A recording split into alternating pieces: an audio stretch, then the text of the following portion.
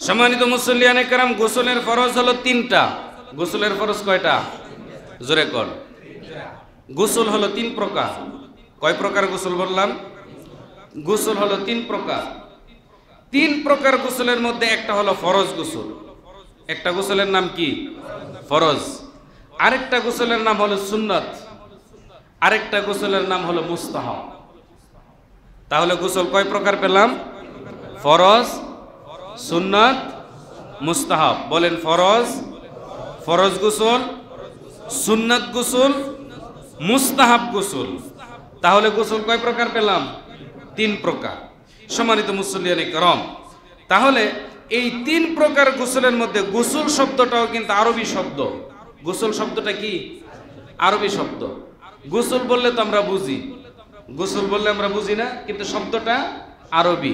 বাংলা আমরা বুঝে ফেলি কি? সমস্ত শরীর পানি দিয়া ভালো করে ধৌত করার নামই হলো গোসল। সুবহানাল্লাহ। সম্মানিত মুসল্লিয়ানে কেরাম, গোসলের ফরজ হলো তিনটা। এক নম্বরে হলো জানাবাতের পরে গোসল করা। জানাবাতের পরে গোসল করা, এটা আপনারা বয়স্ক যারা আপনারা বুঝে ফেলবেন, এটা ভেঙে বলা দরকার নাই। দরকার আছে? দুই নাম্বার হলো মহিলাদের মাসিক বন্ধ হয়ে যাওয়ার পরে গোসল করা হলো ফরজ। আর তিন নাম্বার হলো মহিলাদের নেফাসের রক্ত যখন বন্ধ হয়ে যাবে তখন গোসল করা হলো পবিত্রতার জন্য গোসল করা ফরজ। তাহলে গোসলের ফরজ তিন, সেটা তো আছে। গোসল তিন প্রকার, এর মধ্যে হলো ফরজ, সুন্নাত, মুস্তাহাব। আর ফরজ গোসল হলো তিনটা কারণে। একটা হলো জানাবাতের পরে গোসল করা, আরেকটা হলো মহিলারা যখন হায়েজ থেকে পবিত্র হবেন তখন গোসল করবেন, তাদের পিরিয়ডকালীন সময় থেকে পবিত্র হওয়ার জন্য। তিন নাম্বার গোসল আরেকটা হলো, সেটা হলো তারা যখন নিফাস থেকে পবিত্রতা অর্জন করবেন তখন তারা গোসল করে পবিত্রতা অর্জন করে ফেলবেন। সুবহানাল্লাহ। সম্মানিত মুসল্লিয়ানে কেরাম, সুন্নাত গোসল হলো এই যে আপনারা জুমার দিনে নামাজ পড়তে এসেছেন, জুমার নামাজ পড়তে এসেছেন, গোসল ছাড়া আসছেন, কে হাত তোলেন? গোসল ছাড়া কেটে আইছেন? গোসল ছাড়া আইছেন কেউ? তো সবাই তো হাত, কেউ তো হাত তুললেন না। তার মানে বোঝা গেল যে আপনারা গোসল কইরেই আসছেন। সুবহানাল্লাহ কন্যা বলেন না সুবহানাল্লাহ। তাহলে এই যে যেই গোসলটা করে আপনারা এখানে জুমার নামাজ পড়তে এসেছেন, এই গোসলের নাম কি? সুন্নাত। বলেন এই গোসলের নাম কি? তাহলে জুমার নামাজ পড়তে আসার জন্য যদি কেউ জুমার দিনে গোসল করে, এই গোসলটা হলো সুন্নাত গোসল। সুবহানাল্লাহ। তারপরে আপনারা ঈদের নামাজ পড়েন বছরে কয়দিন? কয়দিন পড়েন?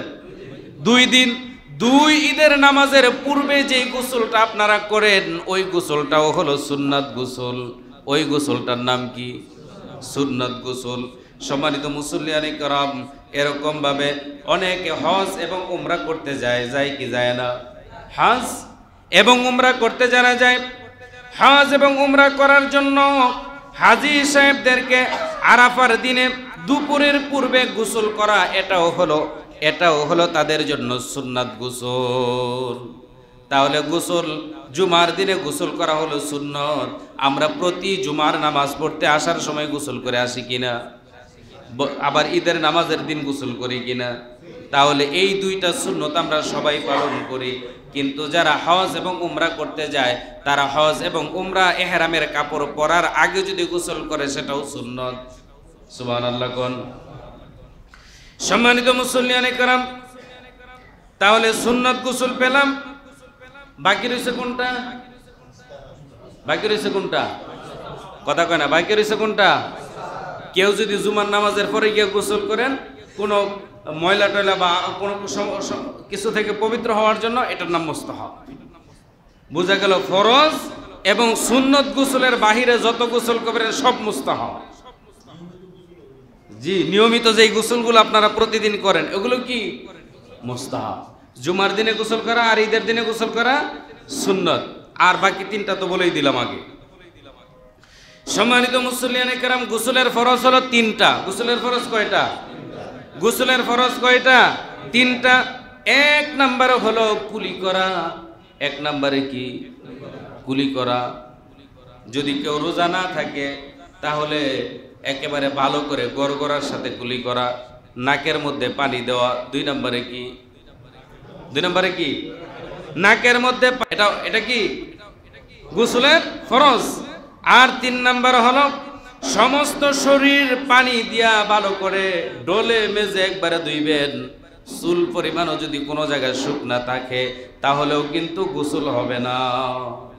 চুল পরিমাণ জায়গাও যাতে করে শুকনা না থাকে।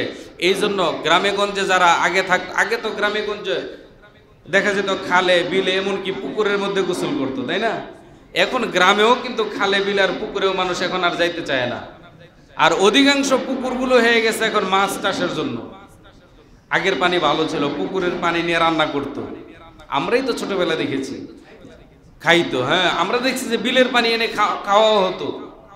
কিন্তু এখন ওই সমস্ত বিল নোংরা হয়ে গেছে, খাল ভালো নেই আগের মতন যে ওই পানি ব্যবহার করবে। এখন একেবারে অতল তলদেশ থেকে পানি উঠানো হয় সাবমার্সিবলের মাধ্যমে, ঠিক কিনা বলেন সম্মানিত মুসল্লিয়ানি کرام?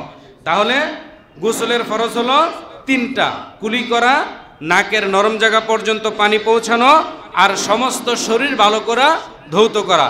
এই 3টা হলো গোসলের ফরজ।